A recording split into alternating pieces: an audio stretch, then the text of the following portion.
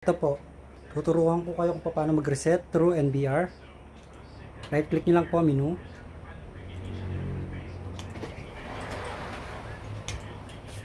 Then, forgot password.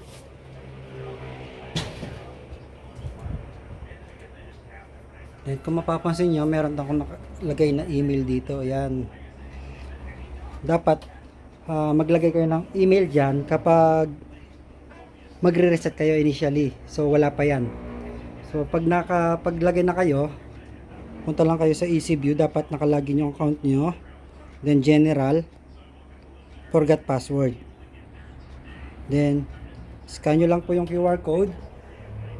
Ayan ha. Ayan. Magsisend na po yan sa email na nakaregistered dun sa NBR. Then, once na SMS send successfully.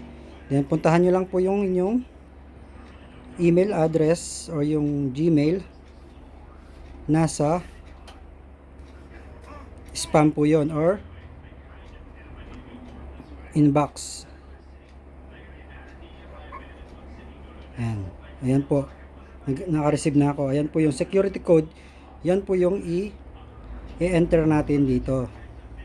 Ayan. Para ma-reset natin yung password.